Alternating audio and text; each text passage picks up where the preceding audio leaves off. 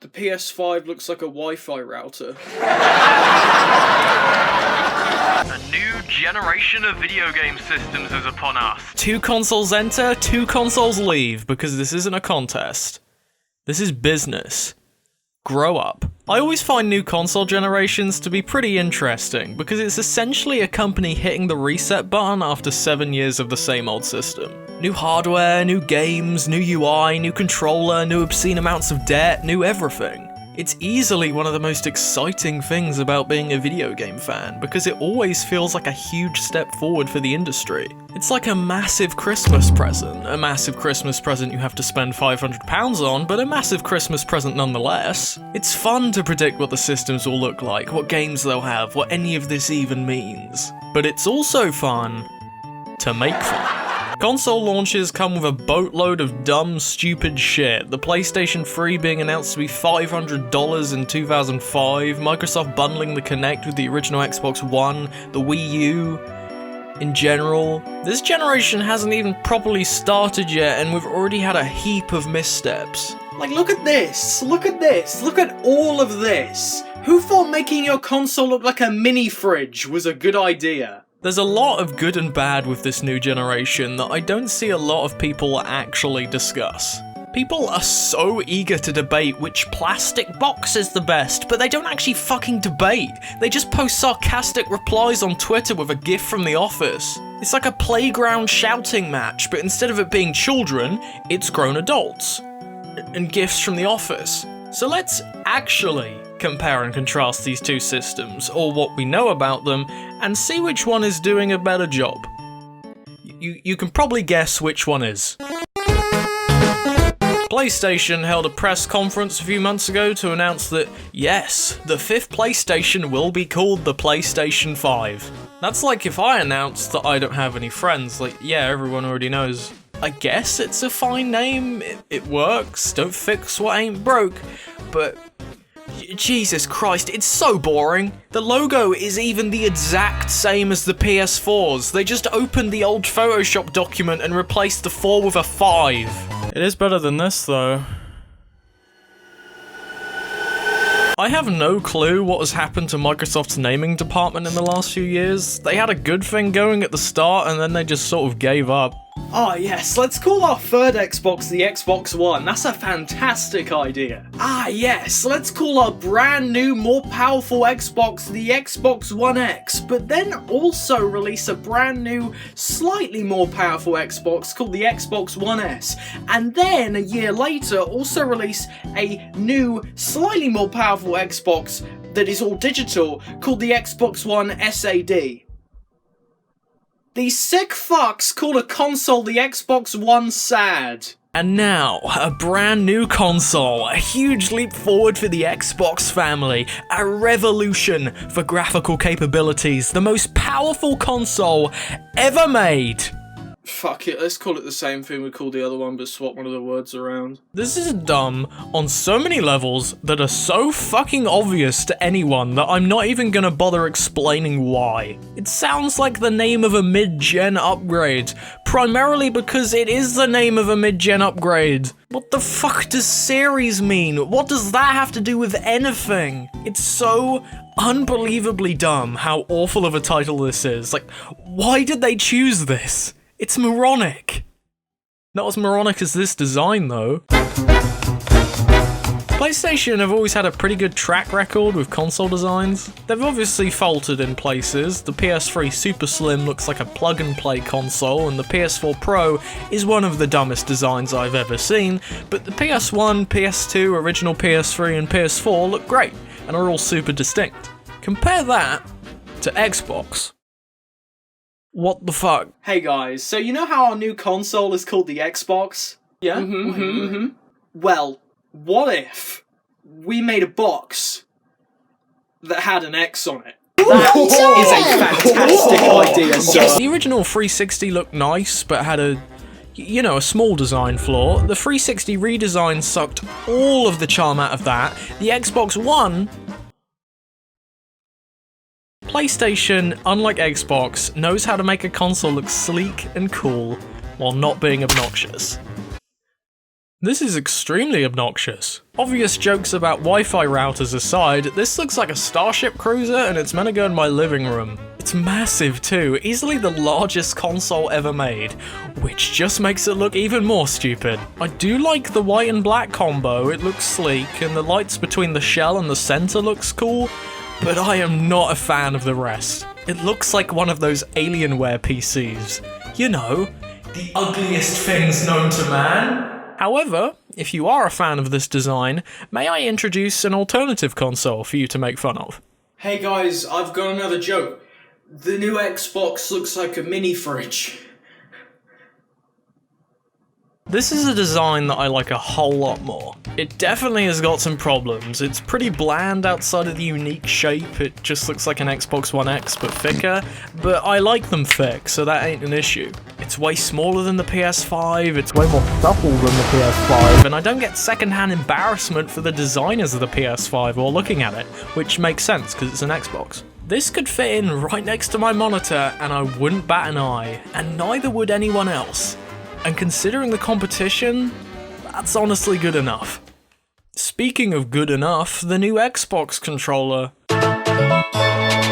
This is a hard one to talk about because I can't give a comprehensive review of a controller without physically holding it and using it to play some games. I can make fun of a game from a distance, I can bully the design of a console from a distance, but I can't get a good feel for a controller when I've never used it before.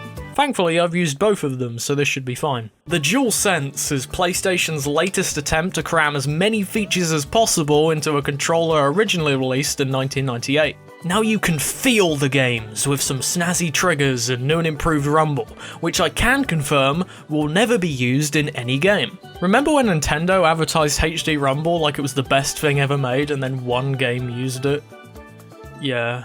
Like the PlayStation 5, the controller now sports a white and black colour scheme, which is very nice, as well as a bigger touchpad, which is not. You enjoyed that guitar minigame in The Last of Us 2 that sucked ass? Why the fuck did they put that in the game? Well, we hope you're fucking dead because the remaster is gonna be a full-on rhythm game. Buckle your thumbs, boys! Yeah, the rest of the controller's fine. Speaking of fine, the Series X controller adds a share button.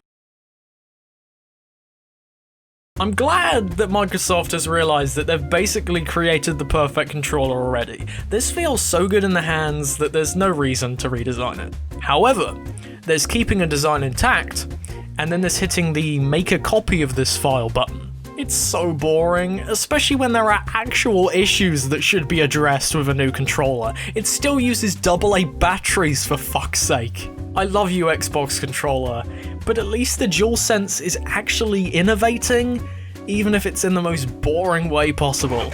Welcome to the hardware discussion. Please keep hands and legs. Yeah, it's finally time to talk about the new hardware that powers the new consoles.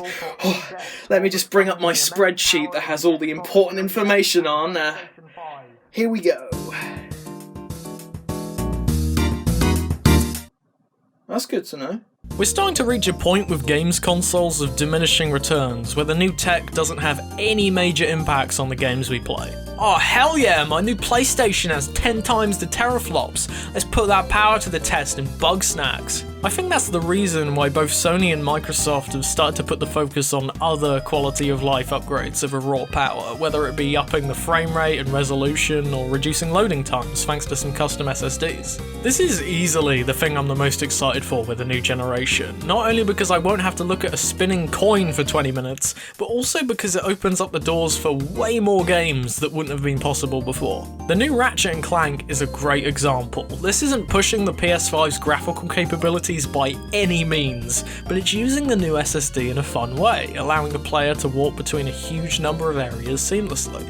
This simply wouldn't have worked on older hardware, and I'm hyped to see other developers take advantage of this in the future. But screw that, that's boring. Let's listen to Mark Cerny talk about the immense power of the PS5 for 50 minutes. Smooth and bottleneck-free operation, but also with You ever realised that Mark Cerny sounds like Mark Cerny? That's pretty cool. Power is king when it comes to console discussion. Even the smallest advantage will be the backbone for 1,000 heated debates. Well, my console has a 10% faster SSD, which will shave 3 milliseconds off the load time. Well, my console has 1.7 more teraflops, which will make the puddles look better. Well, my console has a 5.5 gigabyte per second raw, up to 8-9 gigabyte per second compressed I/O throughput, which will do something. None of it fucking matters. All of the games will look the exact same because they're being developed for both systems. There's barely any practical difference. But which is better though?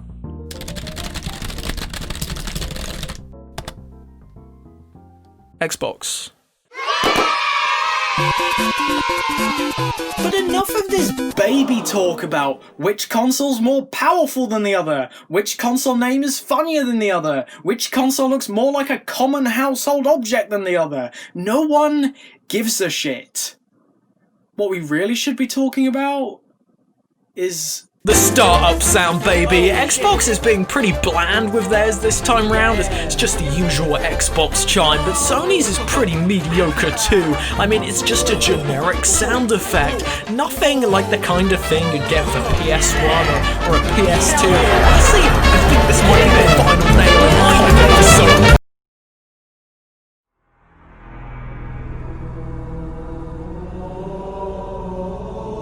Sony did a fantastic job with their exclusives last generation. God of War, Spider-Man, Uncharted, Horizon Zero Dawn, Ratchet & Clank, Knack. That last one's debatable. Big, meaty experiences that push the hardware and are crucially actually good. Microsoft went for a different approach. The Xbox One is infamous for its lack of games, and not for lack of trying. Microsoft definitely put out some video games in the last few years. Just not many good ones. There weren't any big system-selling exclusives, no more Halo 1 moments. It was just a box, a controller, fucking State of Decay 2. So, going into this new generation, I had some questions. Namely, why should I buy an Xbox Series X when PlayStation has approximately 5 trillion more exclusives? Simple. Tetris. Also Halo. Holy shit, it's all open world and the gunplay actually looks fun. There's a fucking grappling hook in this game. Oh my god, I can lock the figure. Fucking music is so goddamn good. And admittedly, the graphics could do with some work. This looks like a Nerf gun. But good god, man, this actually looks fun. This feels like a big leap forward for the franchise in the same way that Breath of the Wild was for Zelda. Right when that series was starting to stagnate, voila! Complain now, fuckers. Obviously, there's issues. The graphics look pretty bad. I don't care how nice your lighting is, 343, this guy looks like a 360 character. They're obviously being held back by the Xbox One, since Microsoft has decided to make all Series X games for the first 2 years cross-compatible, which is incredibly stupid, but hey-oh. But this looks great. Time will tell if it actually is. What have we got for other reveals? Avowed, which is just Elder Scrolls 6, but made by a competent company. New Fable, that's pretty neat, made by the Forza fellas, that's not. New IP from Rare, which looks fun, not sure what the hell it's meant to be though. New Forza Motorsport, called Forza Motorsport. State of Decay 3, I do like me some zombie deer, so this is a shoe-in for me. Psychonauts 2 got delayed another year. Gonna go sit in a corner and cry for a bit. And the gunk looks cool. We saw the same trailer for Hellblade 2 again. Tetris. all in all, not a bad lineup. Obviously it could be better, but it all comes down to how good of a job PlayStation does, which...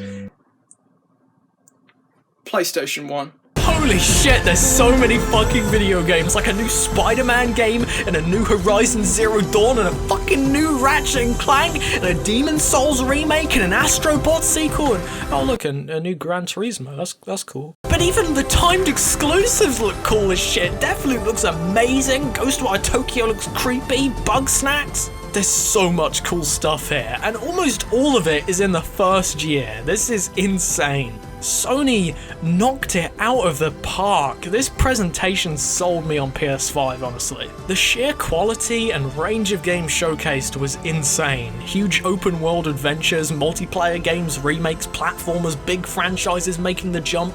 This was everything the Xbox event dreamed it could have been. Halo looks cool, but all of this looks way cooler. So anyway, that's the end of the video. I think it's pretty clear that PlayStation won this time round, so better luck next time, Microsoft.